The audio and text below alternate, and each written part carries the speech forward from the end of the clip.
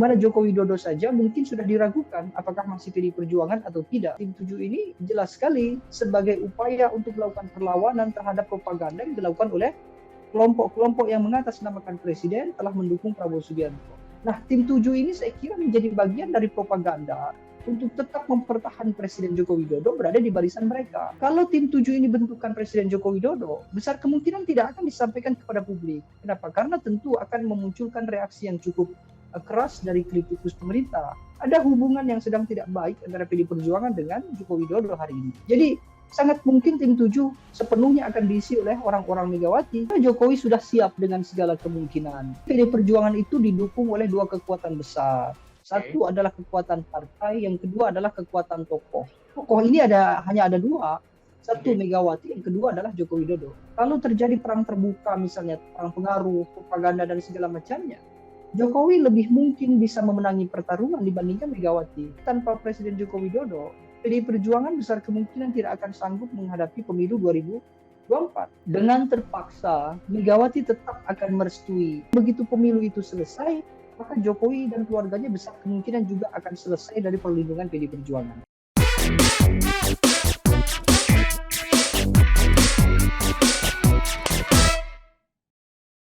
Ya, ketemu lagi di Newsmaker, obrolan hangat one-on-one bersama saya, Alfa Mandalika. Pekan ini Presiden Jokowi kembali menjadi sorotan publik. Kali ini berdasarkan pengakuan Sekjen PDI Perjuangan, Bapak Hasto Kristianto, Presiden telah membentuk tim 7 yang bertugas untuk memenangkan pencapresan Ganjar Pranowo di Pilpres 2024. Nama-nama anggota tim 7 belum dibuka ke publik. Tapi disebutkan Presiden Jokowi telah meminta tim 7 langsung tancap gas kerja. Termasuk anak Presiden, Wali Kota Gibran Rakabuming juga disebutkan wajib ikut menjadi juru kampanye pemenangan Ganjar Pranowo mulai pekan ini juga. Nah, tim 7 Ganjar yang disebutkan dibentuk Presiden Jokowi ini sangat menarik. Sebab berbagai analisis pakar politik sepakat menyatakan Presiden Jokowi adalah pendorong terbesar pencapresan Prabowo Subianto. Nah, benarkah tim 7 adalah bentukan Presiden Jokowi atau tim 7 adalah rancangan markas moncong putih nih? Nah, untuk menjinakkan manuver politik Jokowi Prabowo. Nah, untuk menganalisis peristiwa politik ini telah hadir bersama kita melalui Zoom Direktur Eksekutif Indonesia Political Opinion, Bapak Deddy Kurniasyah. Selamat sore Pak Deddy. Halo, selamat sore. Oke, terima kasih Pak Deddy atas waktunya untuk berdiskusi di Newsmaker kali ini. Pak Deddy, langsung aja nih. Seperti yang saya singgung tadi di opening, Pak, ada peristiwa politik yang unik nih pekan ini. Presiden Jokowi yang dianggap endorser terbesar pencapresan Prabowo, mendadak membentuk tim 7 pemenangan Ganjar Pranowo. Nah, ini informasi yang kita dapatkan dari Sekjen PDIP, Bapak Hasto Kristianto, bukan dari Presiden Jokowi langsung. Nah, Pak Deddy, menurut Pak Deddy, yakin nggak tim 7 ini memang benar-benar bentukan dari Presiden Jokowi? Iya, dalam situasi politik hari ini kita perlu bisa membedakan mana propaganda dan mana strategi yang betul-betul ada dalam skema perpolitikan. Tim 7 ini besar kemungkinan adalah bentukan PDI Perjuangan, tapi Presiden Joko Widodo juga punya andil dalam hal mengarahkan. Artinya Presiden secara normatif saja memberikan arahan untuk membentuk tim atau untuk melakukan konsolidasi, dan itu biasa saja sebagai Presiden, sebagai kader memberikan nasihat kepada tokoh-tokoh tertentu yang ada di PDI Perjuangan. Sekurang-kurangnya bahwa apa yang dilakukan oleh Presiden sama seperti yang dulu juga pernah diarahkan kepada Puan Maharani. Bahwa Presiden juga mengarahkan Puan Maharani untuk melakukan konsolidasi politik, komunikasi elit dengan sesama ketua umum partai politik di luar PDI Perjuangan. Justru mengumumkan bahwa bentukan tim 7 ini sebagai bagian dari upaya Presiden Joko Widodo kepada Ganjar Pranowo itu adalah salah satu penguncian atau mungkin salah satu manuver sekjen atau manuver elit-elit PDI Perjuangan agar mereka seolah-olah masih berada dalam barisan Joko Widodo. Kenapa? Karena kalau kita lihat beberapa aktivitas yang lain, justru Presiden Joko Widodo tidak menunjukkan geliat atau semangat untuk mendukung Ganjar Pranowo, kecuali dalam nuansa-nuansa yang normatif itu tadi. Mungkin karena sesama PDI Perjuangan, maka mau tidak mau memberikan saran itu sesuatu yang biasa. Yang saya sebut sebagai anomali misalnya reshuffle atau penunjukan Menkominfo yang baru misalnya, atau sederet wakil menteri yang kemudian juga dilantik bersamaan dengan Menkominfo, Budi Ari misalnya. Budi Ari adalah relawan Presiden Joko Widodo dan punya gelagat dukungannya ada pada Prabowo Subianto, bukan pada Ganjar Pranowo. Justru reshuffle itu menunjukkan bahwa 80-90% dilihat politik Joko Widodo ada pada kubu Prabowo Subianto. Bisa saja karena adanya reshuffle ini, maka kemudian Sekjen mengambil inisiatif untuk menyatakan kepada publik Jokowi masih bersama PD Perjuangan karena pengaruh presiden meskipun tidak terlalu besar sebetulnya, hanya 17-19% pengaruh Joko Widodo terhadap pemilih, ini menjadi medan pertempuran antara PD Perjuangan dengan Gerindra. Ini juga sekaligus menunjukkan sempitnya medan pertarungan mereka. Dengan situasi yang ada sekarang, bahkan mungkin sejak Rakernas PD Perjuangan misalnya, Ibu Megawati sudah seringkali menegur pada Presiden Joko Widodo karena melakukan manuver dan segala macam. Artinya ungkapan atau propaganda Sekjen yang menyatakan bahwa tim 7 ini bentukan Presiden Joko Widodo, satu sisi adalah untuk menjelaskan kepada publik bahwa Presiden masih bersama mereka, meskipun aktivitasnya sebetulnya tidak demikian. Oke, Pak Deddy, kita coba mempertegas analisis tadi ya dari Pak Deddy. Jadi lebih masuk akal mana nih Pak Deddy, tim 7 pemenangan Ganjar ini? Bentukan Jokowi atau tim 7 ini sebenarnya bentukan PDIP dalam hal ini ya, Megawati? Lebih mungkin bahwa tim 7 ini adalah bentukan PDIP secara dini untuk memaksa Presiden Joko Widodo agar diakui oleh publik masih berada di barisan PDI Perjuangan. Kenapa? Karena Presiden tidak mungkin menunjuk atau melakukan aktivitas-aktivitas secara langsung dalam aktivitas politik praktis.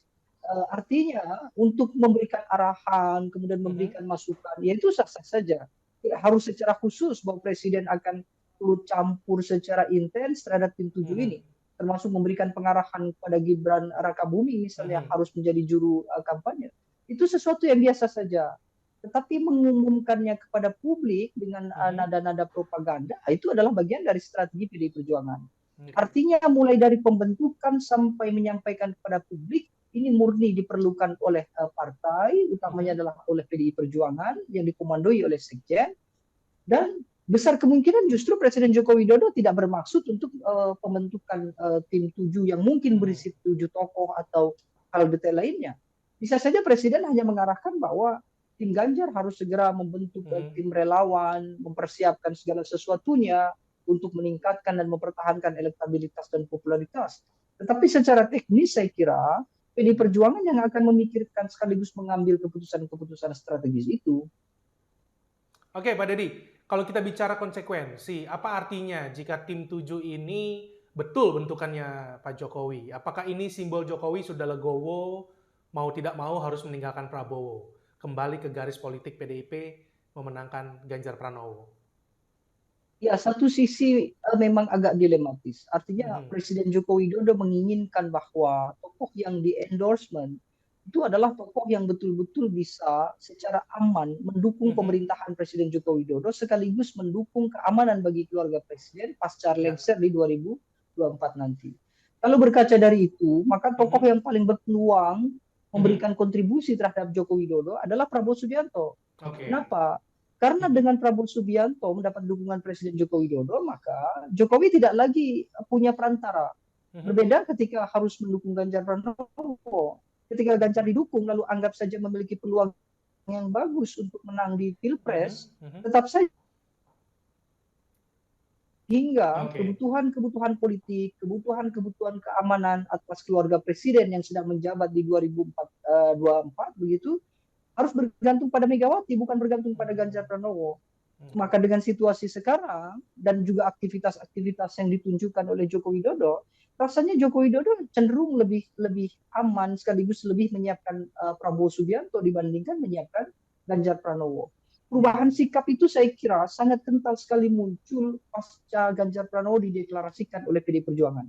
Jangan-jangan deklarasi yang dilakukan oleh PDI Perjuangan kepada Ganjar Pranowo ini juga satu upaya untuk mempertahankan Jokowi agar tetap berada di barisan PDI Perjuangan. Karena waktu itu ada nuansa bahwa Presiden menginginkan Ganjar itu dideklarasikan oleh partai yang lain, bukan oleh PDI Perjuangan. Maka sekarang pun saya kira sama. Ketika Joko Widodo mengambil keputusan yang sebetulnya tidak ramah terhadap PDI Perjuangan, tetapi justru malah ramah kepada Gerindra, maka mereka mengambil keputusan untuk mempropagandakan adanya bentukan tim 7 yang seolah-olah diinisiasi sekaligus dibentuk oleh Joko Widodo. Padahal besar kemungkinan itu secara penuh adalah tanggung jawab PDI Perjuangan dengan Sekjen, saya rasa itu. Oke, Pak Deddy, karena Presiden Jokowi sendiri tidak pernah memberikan statement atau tidak pernah mengatakan langsung adanya tim 7 pemenangan Ganjar. Nah, kita coba balik nih posisinya, Pak Deddy. Jika ternyata tim 7 Ganjar ini bentukan PDIP atau Megawati, bukan bentukannya Jokowi, apakah ini bisa diartikan PDIP dan Megawati tengah mengunci nih manuver politik Jokowi yang dinilai lebih mendukung Prabowo Subianto dibandingkan Ganjar? Ya, saya kira demikian. Dan itu beralasan kenapa. Karena situasi sekarang PDI Perjuangan mungkin dalam masa-masa kegusaran yang luar biasa. Satu sisi Joko Widodo tidak lagi bisa dipertegas apakah dia masih berada di barisan Ibu Megawati atau tidak. Sisi yang lainnya, beberapa elit PDI Perjuangan juga mulai berani menunjukkan sikap, mulai menunjukkan bahwa mereka sebenarnya adalah mendukung Prabowo Subianto. Artinya 2024 bagi PDI Perjuangan hari ini, besar kemungkinan rumusnya sederhana. Elit-elit partai politik, terutama tokoh-tokoh yang berpengaruh, mereka tetap akan berusaha keras untuk memenangkan PDI Perjuangan di pemilu. Tapi untuk Pilpres, besar kemungkinan setengah hati untuk mendukung Ganjar Pranowo. Kenapa? Karena sebagian besar tokoh elitnya mungkin berada di kubu Presiden Joko Widodo yang secara tidak tampak sedang melakukan kontestasi pengaruh dengan Ibu Megawati.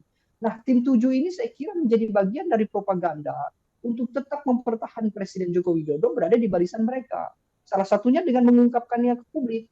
Karena kalau tim 7 ini bentukan Presiden Joko Widodo, besar kemungkinan tidak akan disampaikan kepada publik. Kenapa? Karena tentu akan memunculkan reaksi yang cukup keras dari kritikus pemerintah.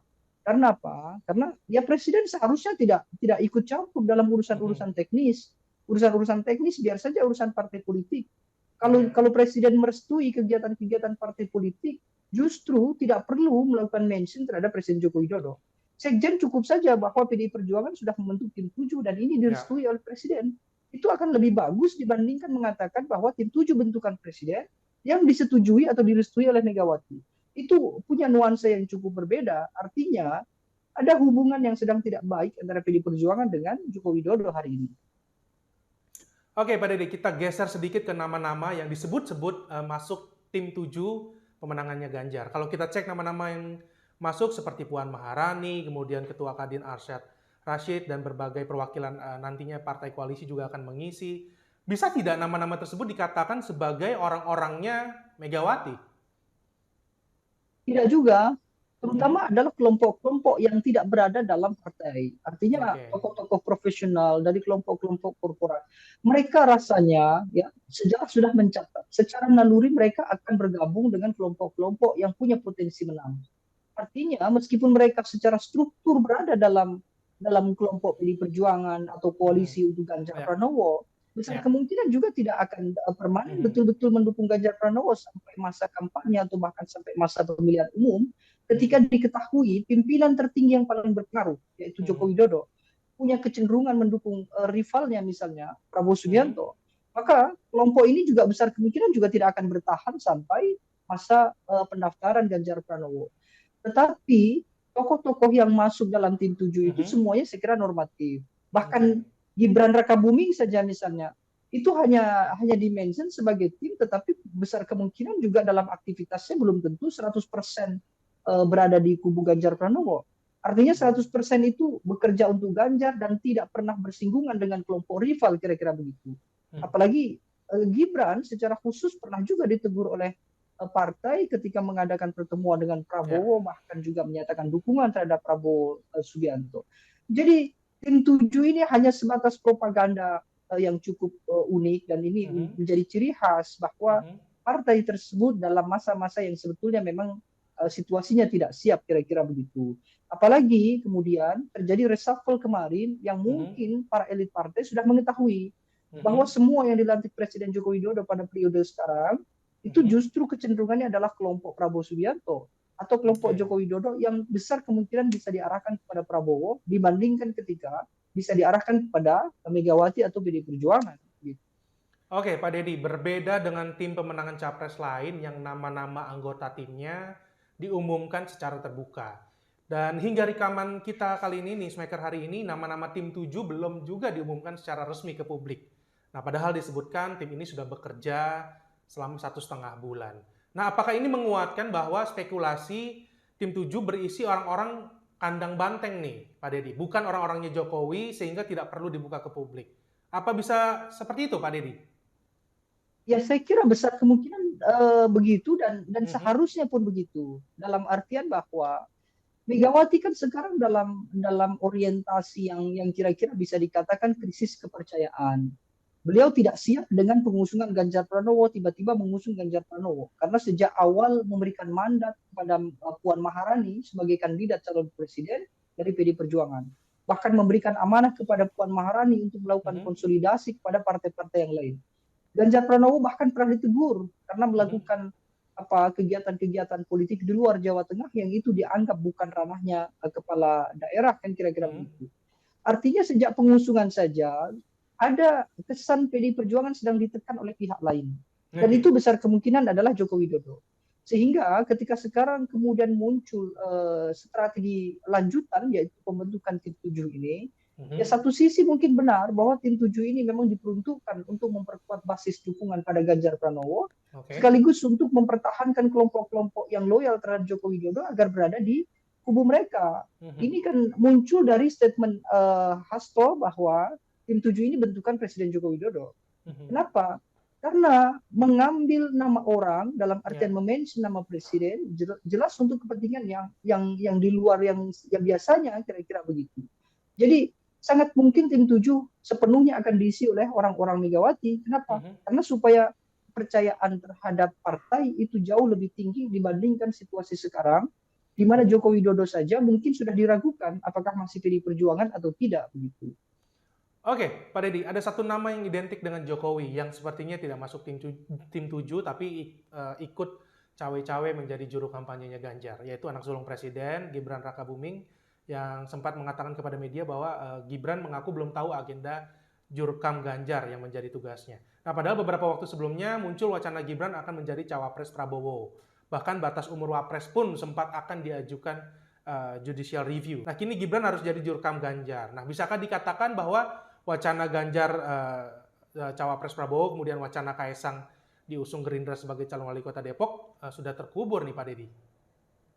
Ya, itu mungkin menjadi salah satu orientasi PDI Perjuangan untuk mengaburkan opini di publik bahwa ada rencana-rencana lain yang melibatkan Gibran, kemudian melibatkan Presiden Joko Widodo terkait dukungan atau mungkin nuansa dukungan terhadap Prabowo Subianto.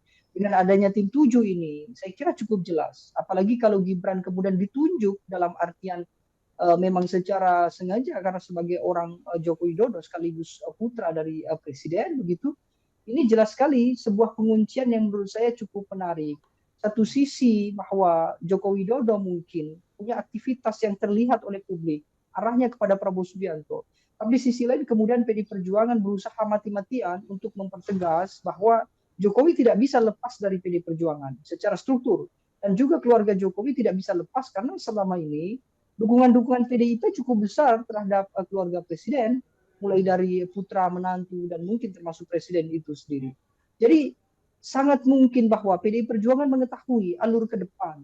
Jika potensi kemudian di Mahkamah Konstitusi mengabulkan gugatan terkait dengan usia cawapres, kemudian Gibran kemudian digadang-gadang menjadi cawapres dari Prabowo Subianto, dan Gerindra besar kemungkinan menerima meskipun tingkat popularitas dan elektabilitas dan juga kepercayaan publik terhadap kapasitas Gibran mungkin lemah, tapi kalau Presiden 100% misalnya mendukung Prabowo Subianto, bukan tidak mungkin Gibran akan bersama Prabowo. Dan politik itu kan dinamis. Artinya hari ini bicara apa mungkin besok sudah berbeda. Apalagi kita punya pengalaman terkait dengan statement Joko Widodo, termasuk juga Gibran. Dari mereka hampir rata-rata statement itu bisa berubah dalam waktu yang cukup singkat.